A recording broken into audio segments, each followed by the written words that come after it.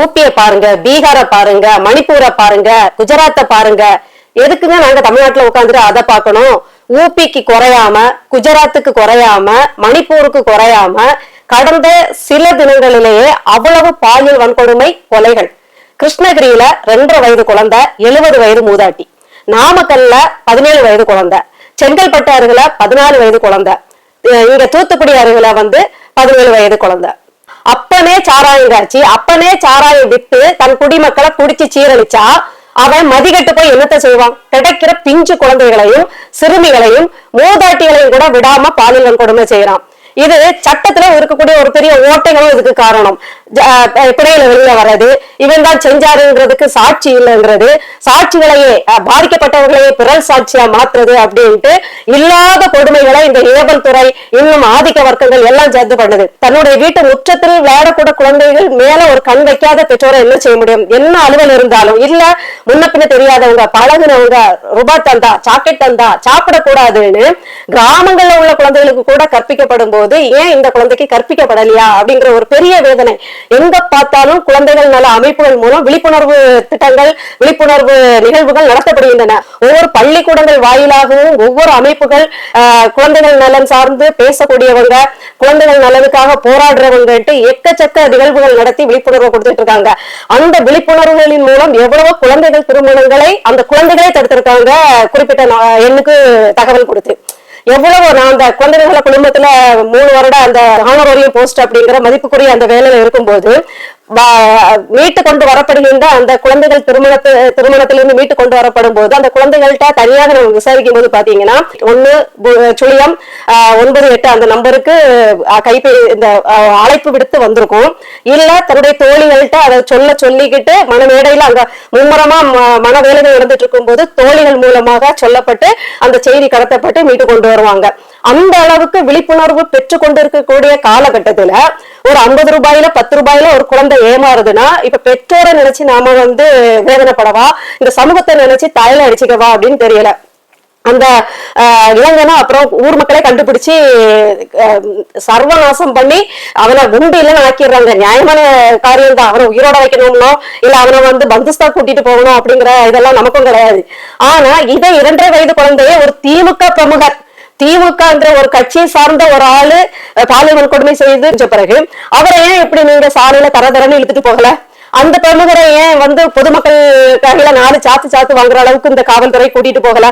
அதெல்லாம் செய்ய மாட்டாங்க. அவங்களுக்கு நல்ல படுக்கை அறை வசதியோட நல்ல மேல வானம் பார்த்து அப்படியே கனவு கண்டுட்டே வாழ்க்கையை ஓட்டுற மாதிரி நல்ல சகல வசதிகளோட அவருக்கு ஒரு ஒரு இருப்பிடம் கிடைச்சிடும். ஆனா உங்களுடைய நீதி நியாயம் எல்லாமே இந்த சாமானியர்கள்ட்டையும் போக்கத்தவங்கள்ட்டையும் மட்டும் என்னென்ன காட்ட முடியுமோ அத்தனையும் காட்டுவீங்க. இப்படி அப்புறம் பாத்தீங்கன்னா ஒரு மருத்துவர் கூட இந்த தூத்துக்குடி விஷயத்த பத்தி அதை விவரிச்சு வேதனையோட பகிர்ந்திருந்தாரு. அதை நம்ம பார்க்கும்போது பாத்தீங்கன்னா அவரு ஒரு பாஜக ஆதரவாளர், பிரபல மருத்துவர் தான். அந்த பாஜக ஆதரவாளராக இருந்து அவர் திமுக அரசை குற்றம் சாட்டி அந்த குழந்தையின் வேதனையை ஒரு தகப்பனா ஒரு பேர பிள்ளைகளின் தாத்தாவா அவர் வெளிப்படுத்துறாரு, குமுறெல்லாம் கொட்டுறாரு.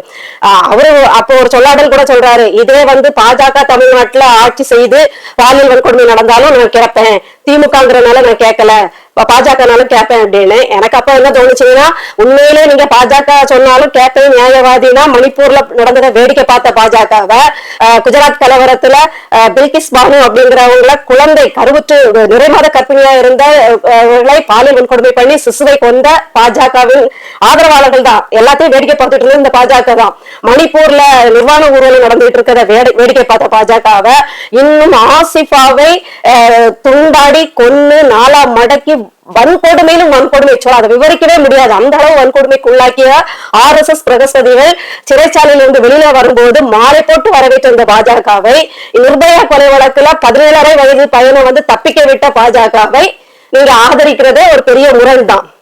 இருந்தாலும் அவர் சொன்ன ஒரு விஷயம் அவர் சொன்ன ஒரு காரியம் ரொம்ப நியாயமாப்பட்டது. என்னன்னா, நீங்க ஏன் இந்த ஏற்கனவே நிர்பயா கொலை வழக்குல 17.5 வயது தான் அவனுக்கு ஆகுதுன்ட்டு உச்ச நீதிமன்றத்துல வெளியில விட்டுட்டீங்க? ஏன் அந்த சைக்கோ வடநாட்டுல இருந்து இங்க ஊடுருவி வந்து இதை செஞ்சிருக்க மாட்டான். இன்னும் எவ்வளவோ வழக்குகள்ல இதே மாதிரி பாலியல் வன்கொடுமை புரிகின்ற 17 வயது 17 வயது 18 வயதுக்கு ஒரு நாள் தான் சொச்சம், அதனால இவனுக்கு இந்த இது என்னது சட்டம் செல்லாது அப்படின்லாம் நீங்க பாட்டுக்கு அவுத்து விட்டுறீங்க. காட்டான்களையும் அரக்கங்களையும் அசுரங்களையும் நீங்க அவுத்து விட்டுறீங்க. போராத குறைக்கு அவ்வளவு பாலியல் வன்கொடுமை வழக்குகள் புரிந்த இல்ல அதுகள்ல சில்மிஷம் பண்ணிக்கிட்டு மாட்டிக்கிட்டவங்க இப்படிப்பட்ட வட மாநிலத்தை வர எந்த ஒரு கேள்வியும் இதுவும் இல்லாம லட்சக்கணக்கில் வந்து அவங்க இங்க ஊடுருவி வந்து வேலை பார்க்கிற அளவுக்கு கண்டுக்காம இருக்கீங்க. இதுல எத்தனை அரக்கர்கள் இருப்பாங்க, எத்தனை சைக்கோக்கள் இருப்பாங்க, எத்தனை அந்த ஊர்கள்ல பாலியல் வன்கொடுமை பண்ணிட்டு இங்க தப்பி ஓடி வந்தவங்க எத்தனை பேர் இருப்பான். எதை பத்தியுமே கவலைப்படாம இந்த அரக்கர்களை கட்டவிழ்த்து விடுறதுனாலயே பாதி குற்றங்கள் நடக்குது அப்படிங்கறத வெளிப்படுத்தியிருந்தாரு. உண்மை. ஏன்னா அதுக்காக தமிழ்நாட்டுல வாழ்றவங்க தமிழ் குடிகள்லாம் ரொம்ப யோக்கியமா, தமிழர்கள் தவறே செய்யறது இல்லையா, தமிழ்நாட்டுல இருக்கிறவங்க தவறே செய்யறது இல்லையா கேட்கக்கூடாது. குறிப்பிட்ட விகிதாச்சாரத்துல வடநாட்டவர்களுடைய குற்றங்கள் வந்து பெருகி இருக்கு அப்படிங்கிறத சொல்றோம். இந்த தமிழ்நாட்டை சேர்ந்தவர்கள் குற்றவாளிகளா இருக்கும் போது அவர்களை கண்டுபிடிப்பது சுலபம், அவர்களை வந்து குற்றம் சுமத்தி அவர்களை வந்து காவல்துறையில் ஒப்படைப்பதோ மேற்கொண்டு நடவடிக்கைகள் எடுக்கிறது ஒரு எளிய வழியாக இருக்கு. ஆனா இவங்க எந்த ஒரு முகவரியும் இல்லாம எங்கிருந்து வராங்க, என்ன வராங்க, இவங்களுடைய பின்புலம் என்ன எதுவுமே ஆராயாம நம்ம உள்ள விடுறதுனால இவன் பாட்டுக்கு பண்ணிட்டு ட்ரெயின்ல கக்கூஸ்ல ஏறி தப்பிச்சு ஓடிடுவான். கக்கூஸ்ல வந்து 100 பேர் அடைஞ்சுக்கிட்டே போயிடுவானு. அப்படிப்பட்ட ஆள்கள் இவங்களை எங்க போய் தேடி பிடிச்சு இப்ப தண்டனை வாங்கி கொடுக்கறது அப்படிங்கிற கேள்விக்காக தான் நாம இதெல்லாம் வந்து பேச வேண்டியது இருக்கு. அடுத்தது இன்னொன்னு அவர் வந்து ரொம்ப முத்தாய்ப்பா ஒண்ணு சொன்னாரு. குமுறல்ல உச்சகட்ட குமுறல்ல சொன்னாரு, பேசாம நீங்க என்ன செய்யுங்க, இந்த இவன் குற்றவாளியா இருக்க மாட்டான், இவனுக்கு வயது 10 விடுவிக்கிறீங்க இல்லையா, அதெல்லாம் உங்க வீட்டுக்கு வேலைக்கு வச்சுக்கோங்க. அப்பதான் உங்களுக்கு புரியும். உங்க வீட்டுல ஆர்டர்லியா, காவல்துறையில ஆர்டர்லின்னு வச்சிருக்கீங்க, நீதிபதிகள் வீட்லயும் அது மாதிரி எடுபடி வேலைகளுக்கெல்லாம் நல்லா இவங்களுக்கு எடுபடி வேலை பாக்குறதுக்கு நல்லா படிச்சிருக்கணும், டிப்டாப்பா இருக்கணும், கல்லணை வந்து ஜெட் விமான வேகத்துல போய் பிடிக்கிறவங்களா இருக்கணும். அப்படி இந்த இது விக்ரம் படத்துல காட்டுவாங்க இல்லையா, கப்பு இப்படி உள்ள போறதுக்கு முன்னாடி அந்த அம்மா பிடிச்சு அதோட புத்திசாலித்தனத்தை காட்டுறதா ஹைலைட் பண்ணி காட்டியிருப்பாங்க.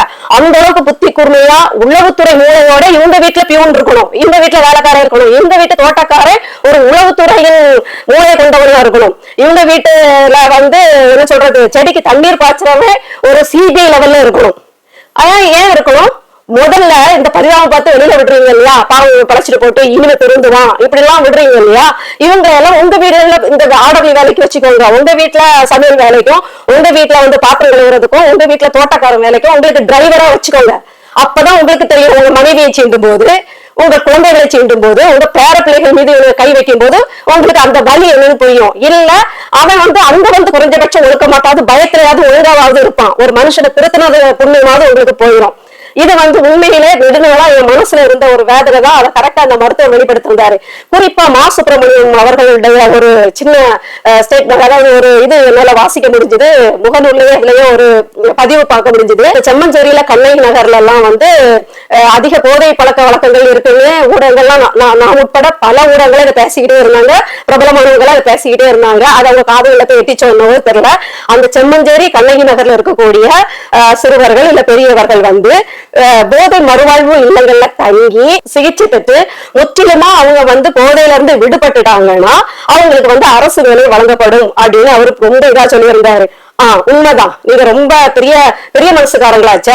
இந்த போதையில இருந்து வரவங்களை வந்து அப்படியே மறுவாழ்வு கொடுக்கறதுல உங்களுக்கு வந்து அவ்வளவு முனைப்பு, அவ்வளவு நாட்டம், அவ்வளவு அக்கறை ஆச்சே. ஒண்ணு பண்ணுங்க, அரசு வேலையா கொடுங்க, உங்க வீடுகள்ல வேலைக்கு வச்சுக்கோங்க. இந்த போதையில இருந்து மீண்டு வந்துட்டாங்கன்னு சான்றிதழோட வருவாங்க இல்லையா, அவங்கள உங்க காருக்கு டிரைவரா போடுங்க, உங்க மக காருக்கு டிரைவரா போடுங்க, உங்க மருமகன் காருக்கு டிரைவரா போடுங்க, உங்க பேர பிள்ளைங்களை ஸ்கூல்ல கொண்டு வந்து விடுறதுக்கு வைங்க, உங்க வீட்டு தோட்டத்துக்கு வேலைக்கு வைங்க, உங்க பிஏவா வச்சுக்கோங்க, கொஞ்சம் படிச்சு இருந்தாங்கன்னா பிஏவாவா கூட வச்சுக்கோங்க, உங்க நிர்வாகங்கள்ல உங்க வீடுகள்ல வச்சுக்கோங்க, மற்ற அமைச்சர் வீடுகளுக்கு வேலைக்கு அனுப்புங்க, மற்ற எம்எல்ஏ வீடுகளுக்கு, கவுன்சிலர் வீடுகளுக்கு சட்டத்துக்கு உட்பட்டு என்னென்ன அரசு வேலைகள் அவங்களுக்கு கொடுக்க முடியும் உங்க வீடுகள்ல உங்க கண் பார்வையில வச்சுக்கோங்க. ஏன்னா ஒண்ணு உங்க கண் பார்வையில இருந்தா பயந்து கையை கால அடக்கி வச்சுட்டு உட்கார்ந்து இருப்பானுங்க, திருந்துறதுக்கு வாய்ப்பு இருக்கு. இல்ல உங்க வீடுகள்ல அவங்க கை நீட்டுனா உங்களுக்கு வலினா என்ன, இவனை உண்டுல நாக்களும் தொலைச்சு போடணுங்கிற கோபம் வெறியும் எப்படி வருதுங்கிறத பாக்குறதுக்காக அப்படி வைங்க.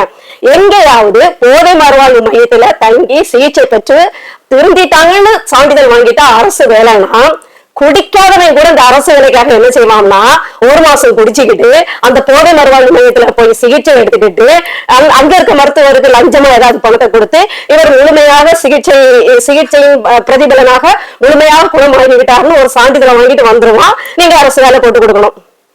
என்ன இங்க நல்ல மனநிலை இருக்கவங்களுக்கு வேலை இல்ல, நல்ல மனநிலையோட ஆரோக்கியமான மனநிலையோட நல்ல பழக்க வழக்கங்களோட உயர் படிப்புகள் படிச்சுட்டு வேலைக்கு காத்துக்கிட்டு ஸ்விக்கிலையும் சொமோட்டாலையும் உட்கார்ந்துகிட்டு வேலை பார்த்துட்டு இருக்காங்க. சைக்கிள் பழுது பாக்குற கடையை வச்சுக்கிட்டு இல்லைன்னா சும்மா பெட்டி கடையை வச்சுட்டு உட்கார்ந்துட்டு இருக்காங்க. ஹோட்டல்ல மேஜை துடைக்கிற வேலை பார்த்துட்டு இருக்காங்க. நீங்க என்னடானா குடிகாரனுக்கு வாழ்வழிக்க போறீங்க. தாராளமா வாழ்வழிங்க. நீங்க எடுக்கின்ற முடிவுகளுக்கெல்லாம் உங்க வீடுகளே வேலை கொடுத்துருங்க. உங்க அமைச்சர் பெருமக்கள், முதலமைச்சர் பெருமக்கள், உங்களுடைய பிள்ளைகள், மக்கள்கள், உங்களுடைய சொந்த பந்தங்கள் வீட்டுக்கு அவங்களை வேலைக்கு வச்சுக்கோங்க. அப்பதான் வலினா என்ன, ரத்த கலரினா என்ன, எதையும் இதயத்தை 2ஆ பிளந்து அழுக வந்தா எப்படி இருக்கும் அப்படிங்கறதெல்லாம் புரியும். அவ்வளவு வேதனையா இருக்குது. நீங்க ஏதோ நல்லது பண்ண போறோன்ற பெயர்ல முழுக்க சமூகத்தை கெடுக்கிற விஷயங்களையும் சமூகத்துக்கு பாதகமான விஷயங்களையும் செஞ்சுட்டு இருக்கீங்க.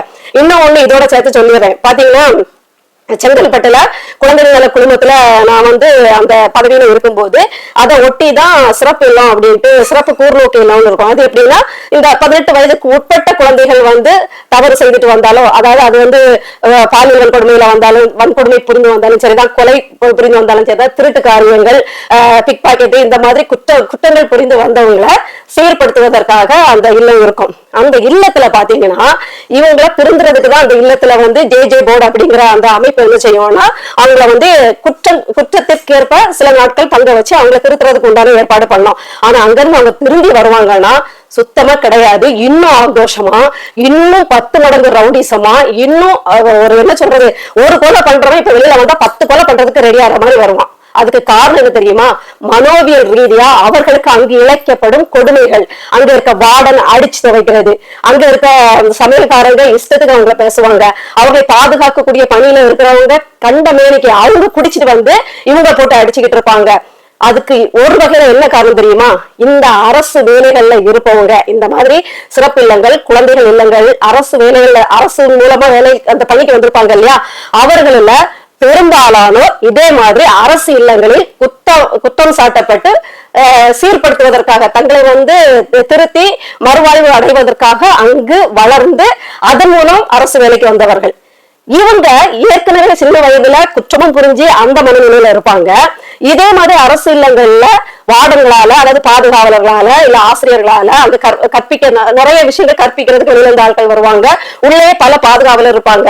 ஒவ்வொருத்தையும் இவங்க அடி மேல அடி வாங்கி இவருடைய மனநிலை இன்னும் பாதிப்படைஞ்சு இவங்க ஒரு அக்ரஸிவ் நிலை, அதாவது ஒரு ஆவேசமான நிலையில இவங்க வளர்ந்து வந்திருப்பாங்க. இவங்க கிட்ட இல்லாத கெட்ட பழக்க வழக்கம் எல்லாமே இருக்கும். இவங்களை இந்த அரசு வேலைக்கு கொடுத்து இதே மாதிரி சிறார்களை பாதுகாக்கும் பணிக்காக நியமிக்கும் போது இவங்க அத்தனை வருஷம் பட்ட அவஸ்தைகள், அந்த இதுல ஒரு மனப்பிறவுல இருப்பாங்க இல்லையா, இவங்களுக்கு இப்ப தொக்கா மாற்றுறது யாருன்னு பார்த்தா இந்த குற்றம் புரிந்த சிறுவர்கள். இந்த குற்றம் புரிந்த சிறுவர்கள் அதற்கேற்ற மாதிரி சேட்டைகள் பண்ணுவாங்க, அசிங்கமா பேசுவாங்க, இஷ்டத்துக்கு நடப்பாங்க, எகிரி குதிப்பாங்க, தப்பிக்கிறதுக்கு என்னெல்லாமோ பண்ணுவாங்க, அடிதடியில எல்லாம் இறங்குவாங்க. இவங்க அதனால வரைக்கும் சேர்த்து வச்சிருந்த எல்லா வெப்பராளங்களையும் வெறுப்பையும் அந்த சைக்கோத்தனமான அந்த தாக்கங்களையும் அந்த பசங்க கிட்ட ஒரு சேர காமிச்சு சாப்பாடுல இது பண்றது, மண்ணள்ளி போடுறது, சாப்பாடு கொடுக்காம போடுறது, இதெல்லாம் அங்க நடக்கின்ற விஷயங்கள். இன்னும் சொல்ல போனா அந்த செங்கல்பட்டு சிறப்பு கூர்நோக்கு இல்லத்துல அடிச்ச ஒரு பையனை சாவடிச்சுட்டாங்க ஒரு 2-3 வருடங்களுக்கு முன்பாக. இது எல்லாமே நடக்கும். அப்போ நீங்க ஒரு குற்ற பின்னணி உள்ளவர்களை நாங்க சீர்திருத்திட்டோம், அவங்களுக்கு மறுவாழ்வுக்காக வேலை கொடுக்கிறோம் அப்படிங்கிற பெயர்ல அவங்க கிட்ட இதே மாதிரி ஒரு சிறார்களை ஒப்படைக்கும் போது அவர்களும் குற்றம் புரிந்து சிறார்களை இன்னும் குற்ற பின்னணி உள்ளவர்களாக, இன்னும் சைக்கோ மனநிலை கொண்டவர்களாக வளர்க்கிறாங்க. அதனால நான் இப்போ திரும்பவும் சொல்றேன், ஆமா உண்மைதான், இவங்களும் மனுஷங்க தான். இந்த குற்ற பின்னணியில வளர்ந்த இந்த இளைஞர்கள் வளரும் போது திருந்திட்டாங்க, வருந்திட்டாங்க அப்படிங்கும் போது அவங்க கண்டிப்பா சமூகம் ஏத்துக்காது. அவங்களுக்கு வேலை ஈஸியா எளிதா கிடைச்சிடாதுதான். ஏன்னா அவங்க யாரும் நம்ப மாட்டாங்க, அதனால வேலை கிடைக்காது. உண்மைதான். அப்படின்னா நீங்க அரசு இல்லங்கள், அரசு பணிகள், பொதுமக்களுக்கு சேவை செய்கின்ற இடங்கள்ல அவங்களுக்கு அரசு வேலை போட்டு கொடுக்காதீங்க. உங்க அதிகாரிகள் வீட்டுல பியூன் வேலை போட்டு கொடுங்க. உங்க அதிகாரிகளுக்கு கார் டிரைவர் அவங்களை போட்டு விடுங்க. உங்களுடைய அதிகாரிகள், காவல்துறை, அமைச்சர், எம்எல்ஏ, கவுன்சிலர், ஏற்கனவே சொன்ன இல்லையா? உங்களுடைய வீடுகளுக்கு அவங்க வேலைக்கு பாதுகாவலரா வேலைக்கு வச்சுக்கோங்க. உங்க வீட்டு பிள்ளைகளுக்கு பாதுகாவலரா அவங்க நீங்க ஸ்கூலுக்கு கொண்டு விடுறது, பள்ளிக்கூடத்துக்கு கொண்டு விடுறது, கல்லூரிக்கு கொண்டு விடுறது உங்களுடைய வீடுகளுக்கு வைத்துக் கொள்ளுங்கள். பொதுமக்களுக்கு பங்கு விளைவிக்கிற மாதிரி பொதுமக்களை சீர்படுத்துகின்ற, பொதுமக்களின் பிள்ளைகளை சீர்படுத்துகின்ற இடத்துல இந்த சைக்கோக்களை நீங்க அரசு வேலை கொடுக்கிறோம் அப்படிங்கிற பெயர்ல இருத்தி இன்னும் ஒரு குற்ற சமுதாயத்தை உருவாக்காதீங்க அப்படிங்கிறத ரொம்ப பொறுமலோட ரொம்ப காட்டமா சொல்லிக்கிறேன். இந்த விளாத்திக்குளம் சம்பவத்தை கூட நம்ம சொல்லணும்னா, சம்பவம் நடந்த இடம் வந்து 2 எல்லைக்குட்பட்டு வருது. அதனால புகார் கொடுத்த பெற்றோர்கள் போனா விளாத்திக்குளம் காவல்துறை இங்க இல்ல குளத்தூருக்கு போங்கிறது, குளத்தூருக்கு போனா இங்க இல்ல விளாத்திக்குளம் போங்க அப்படிங்கிறது. அப்புறம் ரொம்ப நம்ம அழுத்தமா யாராவது ஒருத்தர் எடுங்க அப்படின்னு பெற்றோர்கள் அழுதுட்டாங்கன்னா உன் பொண்ணு ஓடி போயிருப்பா, இவனு கிடையாது. சரி, அந்த பொண்ணு ஓடியே போயிட்டா, ஒரு ஆண்மகன் கூட தானே ஓடி போனா. அந்த ஓடி போன ஆண்மகன்கிட்ட இருந்து இந்த பெண்ணை காப்பாற்றுறது காவல்துறை பொறுப்பு இல்லையா? அந்த கூட ஓடி போன, அவ விரும்பியே ஓடி போனாலும் அந்த கூட்டிட்டு போன ஆண் மகனுடைய மனநிலையோ, அவ எதுக்கு கூட்டிட்டு போனா, இந்த பிள்ளை எப்படி ஏமாந்து போச்சு எதுவுமே தெரியாது. அவள் ஆசைப்பட்டு போன அந்த நபராலும் அவளுக்கு வந்து ஆபத்து நேரலாம் இல்லையா? அப்ப ஏன் நீங்க வந்து நடவடிக்கை எடுக்க மாட்டேங்கிறீங்க? எதுக்கு இந்த பெண்கள் காவல் நிலையத்துல நீங்க எல்லாம் உட்காந்துட்டு, பெண் ஆய்வாளர்கள் உட்காந்துட்டு தண்ணி சொல்லிட்டு உட்காந்துட்டு இருக்கீங்க? பிள்ளை ஓடி போயிருப்பான்னு சொல்றதுக்கு நீங்க மாசந்தோறும் சம்பளம் வாங்கிட்டு உட்காந்துட்டு இருக்கீங்களா? உங்களோட வேலை என்ன? எந்த புகார் வந்தாலும் அதை அது பொய் புகாரா கூட இருக்கலாம்.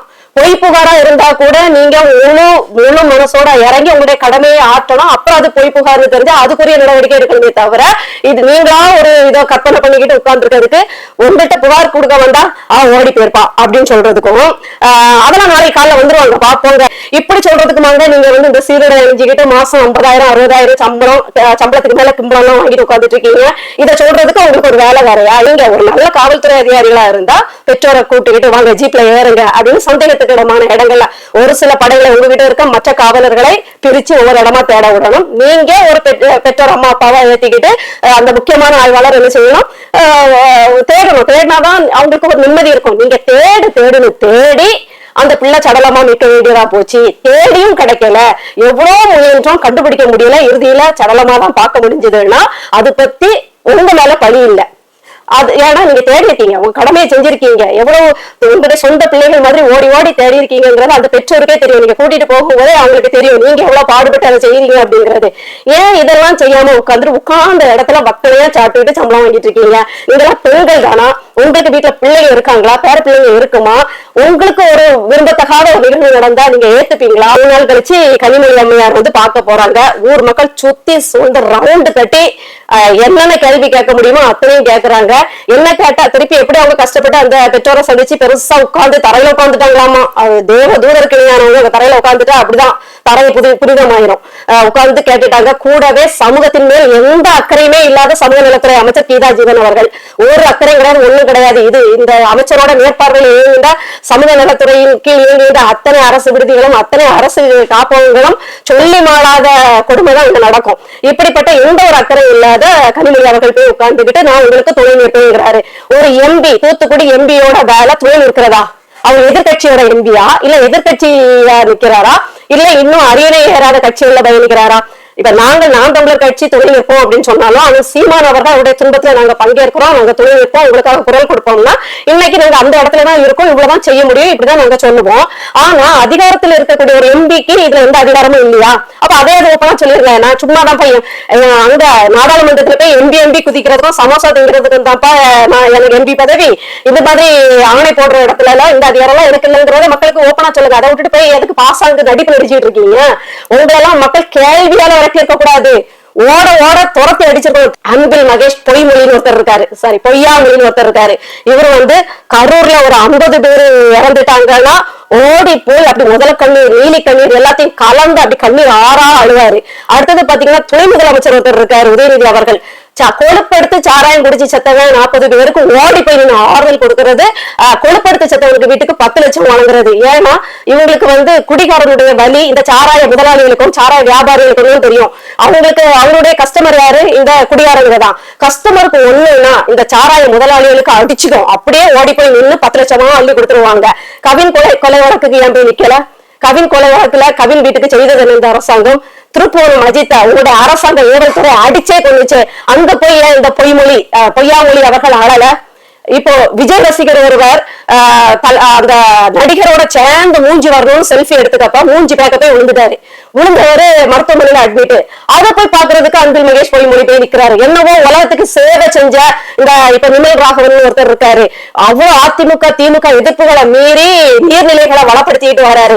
இன்னும் பொது வழக்கு போடுகின்ற எவ்வளவு நல்லவர்கள் இருக்காங்க. இப்படிப்பட்ட ஏதோ சமூகத்துக்கு தியாகம் செஞ்சு உயிரை பணைய வச்ச மாதிரி ஒரு நடிகனுக்காக போய் விழுந்தவனை போய் பார்த்து கண்ணீர் அடிக்கிறாரு. எவ்வளவு ஓட்டு பொறுக்கி அரசியல் தர நீங்க பண்ணிட்டு இருக்கீங்க. உங்களுக்கு விஜய் ரசிகர்கள் என்ன சம்பந்தம்? இந்த கவின் வீட்டுல போய் உங்களால ஆள முடியல, திருப்பூரம் அஜித் வீட்டுல போய் உங்களால ஆள முடியல. இங்க இப்போ ஒரு என்னது இதே மாதிரி கஸ்டடி டெத் இப்போ ஒரு 3-4 நாளைக்கு முன்னாடி நடந்திருக்கு. அங்க போய் நிக்க முடியல, ஆள முடியல. ஏன்னா அங்க கேள்வியால உங்களை தொலைச்சிருவாங்க. இந்த பயத்துல நீங்க போக மாட்டீங்க. சேரலி பொன்முடி மேல சேரலி வீசின மாதிரி உங்ககிட்ட எதள்ளி வீசுவாங்கன்னு உங்களுக்கு தெரியாது. அதனால உங்ககிட்ட ஒரு குறை இருந்துச்சுன்னா, உங்கள் துறைகள்ல அது குற்றமா இருந்துச்சுன்னா போக மாட்டீங்க, அதை அமைக்கி வாசிச்சிருவீங்க. அடுத்தது பாத்தீங்கன்னா, கோவையில ஒரு 44 குழந்தைங்க வந்து மதியம் சாப்பாடை சாப்பிட்டு பள்ளி விழுந்த சாப்பாடை சாப்பிட்டு மயக்க நிலையில மருத்துவமனையில அட்மிட். இந்த துறைக்கு அமைச்சர் வந்து அன்பில் மகேஷ் பொய்மொழிதான், சரி பொய்யாமொழிதான். மொத்த ஒரு போக்கிரிக்காக ஒரு நடிகனை பார்க்க விழுந்து வாருங்க, ஒரு பொறுக்கி பையனை போய் பாக்குறதுக்கு அமைச்சர் போறாருங்க. ஆனா தன்னுடைய துறையில 44 குழந்தைங்க மயங்கிய நிலையில மருத்துவமனையில இருக்கு, போய் எட்டி பார்க்க முடியல. எவ்வளவு ஒரு பசப்பித்தனம், இதை பாசாங்கத்தனம், ஒரு என்ன சொல்றது, ஒரு அரசியல் போராட்டம். அதாவது விஜய் ரசிகர்களுக்கு ஒண்ணுன்னா ஓடி போய் நின்று அழுறதும், தன்னுடைய துறையின் கீழ் வரதுன்னா கண்டுக்காம போறதும், தன்னுடைய திமுக ஆட்சியின் அவலத்தால ஒரு ஆபத்து விளைஞ்சாலோ ஒரு சாவு நேர்ந்தாலோ அதுக்கு வந்து கமுக்கமா ஒதுங்கி போறதெல்லாம் என்ன டிசைனுங்க?